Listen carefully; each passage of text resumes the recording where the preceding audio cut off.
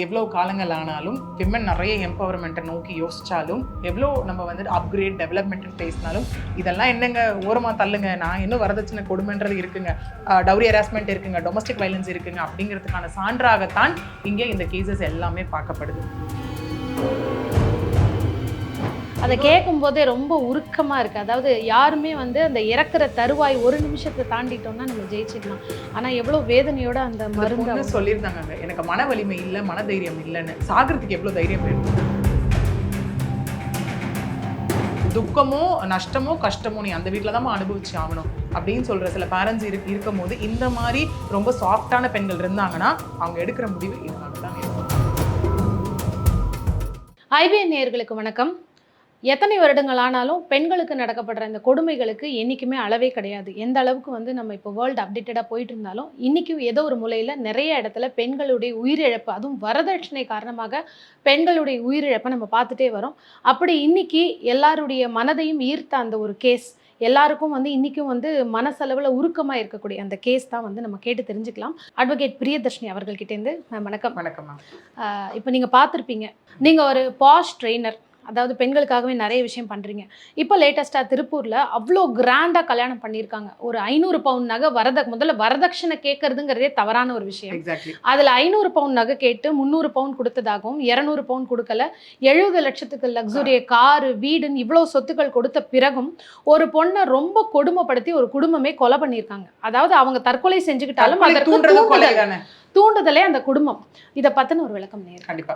ஏன்னா இந்த கேஸ் பொறுத்த வரைக்கும் பார்த்தீங்க அப்படின்னா எவ்வளோ காலங்கள் ஆனாலும் விமன் நிறைய எம்பவர்மெண்ட்டை நோக்கி யோசிச்சாலும் எவ்வளோ நம்ம வந்துட்டு அப்கிரேட் டெவலப்மெண்ட்னு பேசினாலும் இதெல்லாம் என்னங்க ஓரமாக தள்ளுங்க, நான் இன்னும் வரதட்சணை கொடுமைன்றது இருக்குங்க, டவுரி ஹராஸ்மெண்ட் இருக்குங்க, டொமஸ்டிக் வயலன்ஸ் இருக்குங்க அப்படிங்கிறதுக்கான சான்றாகத்தான் இங்கே இந்த கேசஸ் எல்லாமே பார்க்கப்படுது. ஓகே, ரொம்ப இது எப்படியா இருக்குன்னா டவுரி ஹராஸ்மெண்ட் நம்ம பார்க்கும்போது இது ரொம்ப மிடில் கிளாஸ் ஃபேமிலி லைக் அந்த அப்படிலாம் எதுவுமே கிடையாது. அதுக்கு எடுத்துக்காட்டாக இப்போ 2 கேஸ் நம்ம பார்க்க போகிறோம். ஒன்று இந்த கேஸ் நடந்தது, அதாவது வந்துட்டு இப்போ நம்ம பார்த்தோம் அப்படின்னா இந்த அவினாஷி திருப்பூரில் கை காட்டி புதூர் அதில் நடந்த ஒரு இன்சிடென்ட் இப்படி 2 and maximum லெவல்.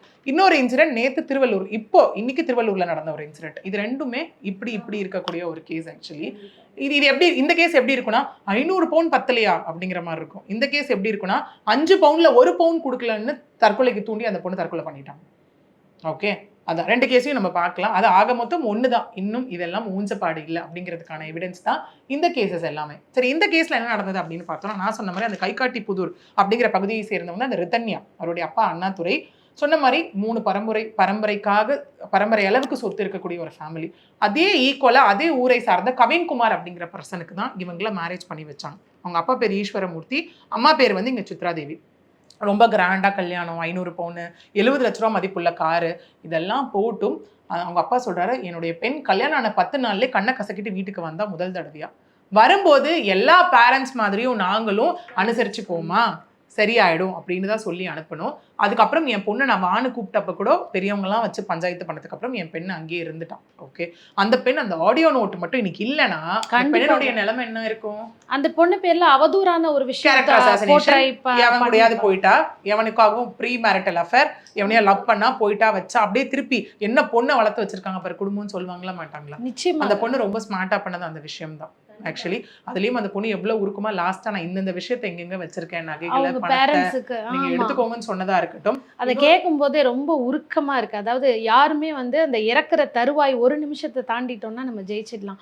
ஆனா எவ்வளவு வேதனையோட அந்த மருந்து சொல்லியிருந்தாங்க, எனக்கு மன வலிமை இல்லை, மன தைரியம் இல்லைன்னு. சாகிறதுக்கு எவ்வளவு தைரியம் வேணும்? கண்டிப்பாக. அது அந்த பெண்ணை சூஸ் பண்ணிருக்காங்கன்னா அப்ப எவ்வளவு பெரிய ஒரு கஷ்டத்துலயும் எவ்வளவு பெரிய ஒரு மன வேதனையிலும் தான் அவங்க சூஸ் பண்ணிருப்பாங்க. இன்னொன்னு கேட்க போனா அந்த பெண் அன்னைக்கு ஃபர்ஸ்ட் ஆஃப் ஆல் சாகிற முடிவிலே கிடையாது. ஓகே, ஏன்னா அந்த பெண் நீங்க சொன்ன ஓகே இது இப்படியே ஆகுது. இவங்க என்ன சொல்லியிருக்காங்கன்னா, எனக்கு 300 பவுன் தான் இருக்க மாதிரி இருக்கு, நகை எடை குறையுது, எல்லாத்தையும் எடுத்துட்டு வா, நாங்கள் எடை போட்டு பார்க்கணும்னு சொல்லியிருக்காங்க. அதை தாண்டி 100 கோடி ரூபா வாங்கிட்டு வா, என் பையனுக்கு ஒரு பிஸ்னஸ் வச்சு தரேன்னு சொல்லியிருக்காங்க. அதை தாண்டியும் புது வீடு இப்பதான் 4 கோடி கட்டினாங்களா, அதனால இங்க உட்காராதா அங்க உட்காராதா, அதை பண்ணாத இதை பண்ணாத, இந்த ரூம் வெளில வராத, சாமிக்கு விளக்கு கூட ஏத்தாத, கிச்சனுக்கு போவாத, இந்த மாதிரி இவ்வளவு விஷயங்கள் அங்க பண்ணியிருக்காங்க. இன்னொன்னு சம்பவம் நடந்த அன்னைக்கு அந்த பெண் மன நிம்மதிக்காக கோயிலுக்கு தான் போயிருக்காங்க. அவங்க கார் எடுத்துட்டு போன வழியில போது தான் அவங்க ஹஸ்பண்ட் இன்னும் ஃபோன் பண்ணி ரொம்ப அசிங்கமா பேசி வச்சு அதன் விளைவாகத்தான் போற வழியில இந்த பெண் அந்த தென்னை மரத்துக்கு போடக்கூடிய பூச்சிக்கொல்லி மருந்தை வாங்கி உட்கொண்டுட்டு தான் அவங்க இன்னைக்கு இறந்திருக்காங்க. இதுல பிசிக்கல் ஹராஸ்மெண்ட்னு சொல்லி அவங்க ஹஸ்பண்ட் மேல சொல்லியிருக்காங்க. எல்லாமே இருக்கு. பிசிக்கல் மட்டும் கிடையாது, all forms of violence. Dowry harassment is very clear. இந்த வரதட்சணை கொடுமை, physical violence, sexual violence, emotional violence, இந்த இடத்துல எக்கனாமிக்கல் வயலன்ஸ், வெர்பல், இந்த மாதிரி எல்லா ஃபார்ம்ஸ் ஆஃப் வயலன்ஸும் இதுல இருக்கு. இதுல அவங்க மாமனார் ஏதோ செக்ஸ் டார்ச்சர் கொடுத்ததாக இல்ல, செக்ஸ் டார்ச்சர்ன்றதை தாண்டி இது வரைக்கும் அஃபிஷியல் கன்ஃபர்மேஷனா வந்தது என்னன்னா, அந்த பெண்ணை ரொம்ப பாலிஷ்டா சொல்லியிருப்பாங்க. நான் இன்னும் நிறைய விஷயத்தை இதுல சொல்லல.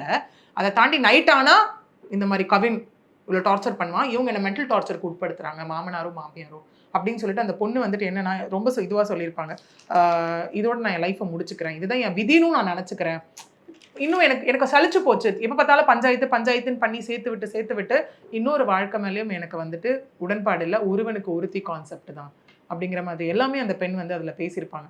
இதெல்லாம் கேட்கும் போது அந்த லாஸ்ட் தருவாயிலையும் அந்த பொண்ணு எவ்வளோ அழுது என்ன பண்ணி, இதே மாதிரி நம்ம ஒரு கேஸுமே நம்ம பார்த்துருக்கோம். கவர்மெண்ட் வேலைக்கு போகிறேன்னு ஒன்று நம்பி கல்யாணம் பண்ணிட்டு வந்து நீ கவர்மெண்ட் வேலைக்கு போகலன்னு அந்த பொண்ணு டார்ச்சர் பண்ணி அந்த பொண்ணு சூசைட் பண்ண வச்சாங்க.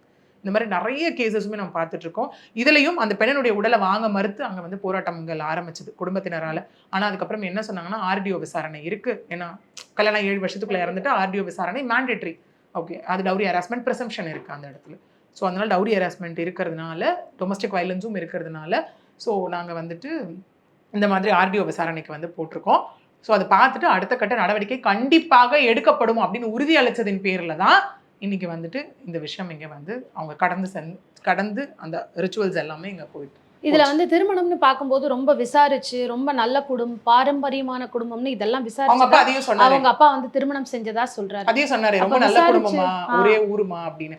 இங்க நல்ல குடும்பம், ஒரே ஊர் எல்லாம் சொல்லி போறவங்க வந்து 20% உள்ள இப்படிதான் இருக்கு. அது வரைக்கும் அவங்க சுயரூபத்தை அவங்க காட்ட மாட்டாங்க. நிச்சயமா. ஏன்னா இவங்க என்ன ஆல்ரெடி கல்யாணம் பண்ணி இதெல்லாம் பண்ணியா வந்து எக்ஸ்பீரியன்ஸ் பண்ணியா உள்ள போக முடியும்?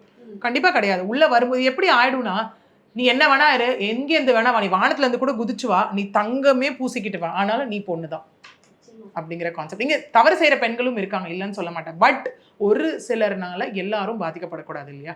இதே மாதிரி தான் நான் சொன்னேன், இது எக்ஸ்ட்ரீம் பார்த்துட்டோம். இதே மாதிரி கேஸ் தான் இந்த திருவள்ளூர்ல பொன்னேரியில நடந்த கேஸ். கல்யாணமான 4வது நாள்ல தற்கொலை.